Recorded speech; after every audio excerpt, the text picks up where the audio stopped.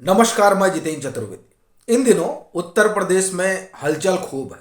उसकी एक वजह तो जो इन्वेस्टर समिट है वो नजर ही आ रहा है, और दरअसल वो इस इन्वेस्टर समिट एक संकेत और संदेश भी दे रहा है कि किस तरीके से यूपी में तमाम औद्योगिक घरानों का, कारोबारियों का भरोसा बढ़ा है। और उसकी बड़ी वजह यही है कि यहाँ कामकाज के लिए जो एक पर्याप्त सुविधा होनी चाहिए, उस सुविधा के साथ साथ जो कानून और व्यवस्था वाला मसला है वो बड़ा बेहतर हो चला है। और यही वजह है कि तमाम कारोबारी उत्तर प्रदेश की तरफ रुख कर रहे हैं।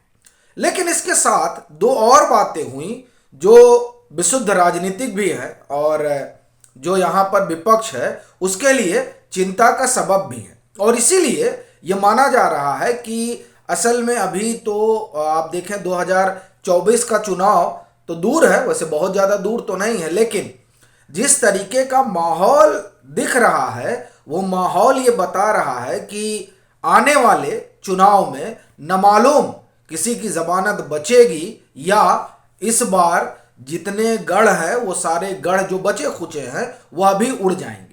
देखिए, ये जो कहा जा रहा है उसकी एक वजह तो वो सर्वे है जो निकलकर सामने आया है, लेकिन उस सर्वे के साथ ही साथ जो परिस्थितियां हैं वह भी बहुत कुछ बयान कर रही हैं।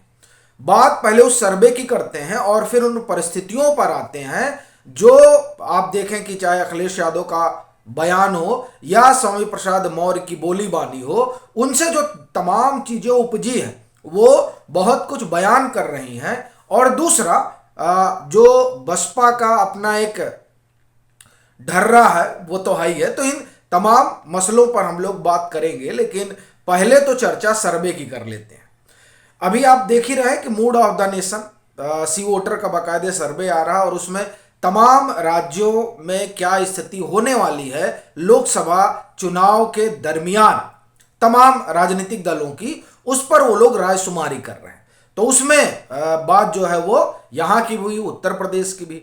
अब यहाँ जो बात हुई उसमें एक चीज जो निकल कर आ रही है वो ये कि तकरीबन तकरीबन जो विपक्ष है उसका सुपड़ा साफ हो जाएगा, ऐसा सर्वे में कहा जा रहा है। हालांकि ये जो सर्वे में कहा जा रहा है वो दिखाई भी दे रहा है कि शायद ही किसी को कुछ मिल पाए, और संभावना यही ज्यादा बताई जा रही है और जताई जा रही है कि उसमें भाजपा सब लेकर निकल जाएगी। अच्छा, उसकी वजह है पिछली बार जो 2019 का चुनाव हुआ था, उस चुनाव में आपने देखा कि गठजोड़ हुआ था, और उस गठजोड़ के सहारे जो है वो भाजपा को 64 तक, आप उस समय तो 62 ही कहिए, 62 तक रोक पाए थे, और वो 18 सीटें आप ये कहें कि विपक्ष के हाथ में चली गई थी। लेकिन इस बार तो गठबंधन जैसी कोई परिस्थिति बनने नहीं जा रही है। अखिलेश यादव ने भी कह दिया कि वो अकेले लड़ेंगे। बसपा ने भी 15 जनवरी को जब बहन जी का जन्मदिन जिस दिन होता है उस रोज वहां से भी ये बात निकली कि वो लोग अकेले लड़ेंगे। तो जब गठबंधन था तब 18 सीट मिल पाई थी। अब जब अकेले अकेले लड़ेंगे तो क्या परिस्थितियां होंगी, ये अपने आप में एक बड़ी चीज है। अब दूसरी बात आप देखें कि जिस तरीके से समाजवादी पार्टी के भीतर रसाकसी है वो भी बहुत कुछ कह रही है। स्वामी प्रसाद मौर्य के बयान ने जिस जातीय ध्रुवीकरण की नींव रखी वो दरअसल अब लग रहा है कि नींव बिखर गई है। वो भले ही बार बार इस बात को उठा रहे हों, लेकिन उसमें बिखराव साफ दिखाई दे रहा है। एक तो समाजवादी पार्टी के भीतर वो तमाम नेता जो इस स्वामी प्रसाद मौर्य के बयान से असहमत हैं वो खुलकर बोल रहे हैं, और तमाम बैनर पोस्टर भी लग रहे हैं, मैं ब्राह्मण हूं या मैं ये हूं, ये तमाम चीजें हो रही हैं। लेकिन इससे एक चीज ये नजर आ रही कि समाजवादी पार्टी के भीतर ही दो फाड़ नजर आ रहा है। फिर आप देखिए कि स्वामी प्रसाद मौर्य तो बयान देते हैं और उस बयान के जरिए ये अर्थ निकाला जाता है और कहा भी जा रहा है कि दरअसल इससे मंडल को तान दी जा रही है कि वो और आगे बढ़े। पर दूसरी तरफ आप देखिए अखिलेश यादव का जो बयान है, उस बयान से तो ऐसा लगता है कि मंडल बिखर जाएगा। वो भले ही तान दे रहे हो स्वामी प्रसाद मौर्य, सवाल है कैसे, और ऐसे कैसे हो सकता है। मतलब अखिलेश यादव तो समाजवादी पार्टी के अगुआ हैं और वो तो चाहते हैं कि उनकी बड़ी मजबूत स्थिति हो और फिर ये भी कहा जाए कि देखिए वो दौरे पर भी गए हैं। अभी पूरब के मुझे लग रहा है कि 3 जिलों में वो दौरे पर है। और फिर आप देखें कि यह भी एक बात होगी कि अभी आप देखिए राष्ट्रीय महासचिव जो उन्होंने बनाया, उसमें भी उन्होंने इस बात का पूरा ख्याल रखा कि कैसे जो है 2024 में बेहतरीन तरीके से लड़ा जाए। फिर वो चाहे स्वामी प्रसाद मौर्य को बनाना हो या इंद्रजीत सरोज को, रामअचल राजभर को, ये जो तमाम लोग आए तमाम दलों से, उनको, और वो तमाम दलों से आए हैं जो तमाम लोग वो अलग अलग बिरादरी का जो है को रिप्रेजेंट करते हैं, तो उन लोगों को जगह दी गई। तो इस जगह के जरिए दरअसल वो मंडल को आगे बढ़ा रहे हैं। लेकिन उनके जो बयान है वो बयान दरअसल ये बता रहे हैं कि मंडल आगे बढ़ने की बजाय, या आप कहिए कि समाजवादी पार्टी से जुड़ने की बजाय कहीं ऐसा ना हो कि पीछे भाग जाए। अच्छा, जब ये कहा जा रहा है तो इसकी 2-3 वजह है, उसको एक एक करके हम बताते हैं कि भले ये तमाम लोगों को पद वद दे रहे हों अपनी पार्टी के भीतर और मंडल का पर पूरा जो है जोर दे रहे हैं और उसके जरिए 2024 को साध रहे हैं और कमंडल को जवाब देने की कवायद में लगे हैं, लेकिन इन तमाम बातों में पहले तो बता दिए कि 2019 की स्थिति क्या थी। अभी आप देखिए कि उन्होंने ओम प्रकाश राजभर पर जो बयान दिया, मुझे नहीं मालूम आप में से कितने लोगों ने सुना, लेकिन ओम प्रकाश राजभर पर जो उनका बयान है वो जाहिर तौर पर राजभर कम्युनिटी के भीतर नाराजगी तो पैदा करेगी, क्योंकि ओम प्रकाश राजभर अपने समाज के कद्दावर नेता हैं और इसका परिचय उन्होंने तब दे दिया था जब वो 2022 के विधानसभा चुनाव में अखिलेश यादव के साथ थे, और उनकी मौजूदगी ने ही जौनपुर हो, बलिया हो, आजमगढ़ हो, इन इलाकों में मऊ, फिर आप चले आइए बस्ती मंडल, ऐसी ऐसे ऐसी कई सीटें रहीं जिसको उन्होंने बड़ा प्रभावित किया और समाजवादी पार्टी के पक्ष में माहौल बनाया, और जिसका फायदा समाजवादी पार्टी को मिला। उसका सबसे बड़ा कारण था राजभर वोटर का राजभर के साथ खड़ा रहना।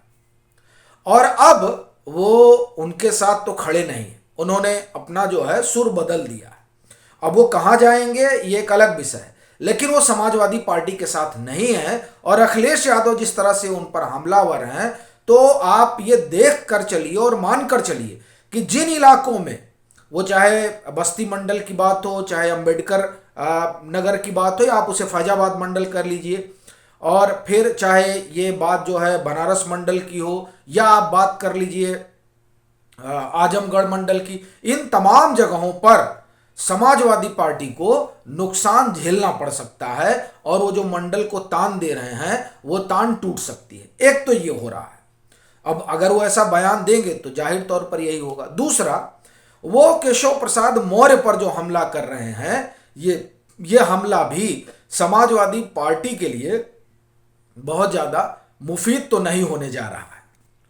अच्छा, इसकी ये जो कहा जा रहा है इसकी भी वजह है। वो क्या कर रहे हैं, स्टूल मंत्री। दरअसल वो स्टूल मंत्री कहकर उन पर तंज कस रहे हैं। और ये जो गोलबंदी है, जो भाजपा ने पूरा अपना आधार बनाया है गैर यादव बिरादरी का, वो दरअसल जब ये स्टूल मंत्री कहते हैं तो भाजपा की उसी लाइन की तरफ जाने अनजाने अखिलेश यादव बढ़ जाते हैं।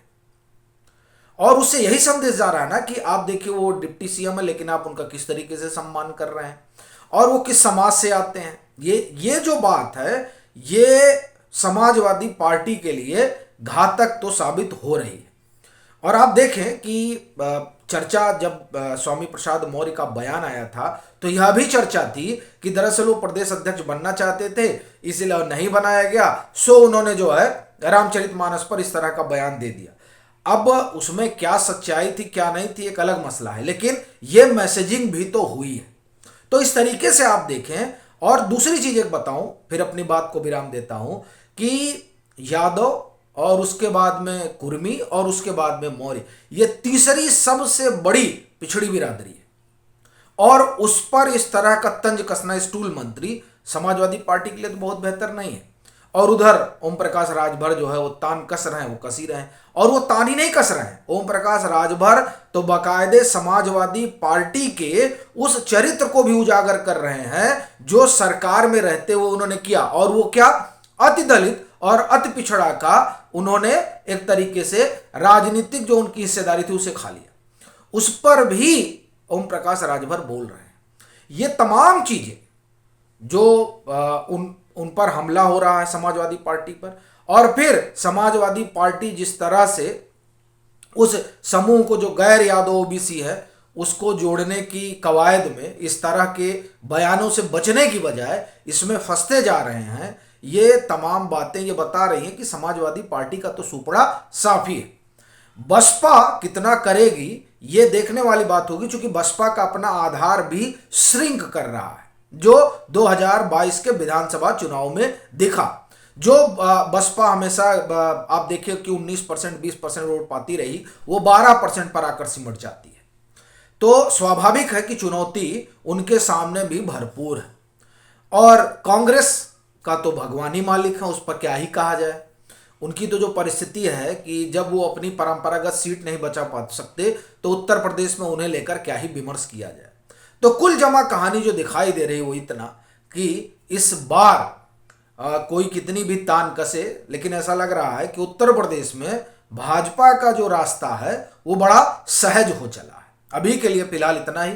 अगर आप मतांतर से नहीं जुड़े हैं तो जुड़िए, वीडियो को लाइक कीजिए, शेयर कीजिए और अपने सुझाव जरूर साझा कीजिए।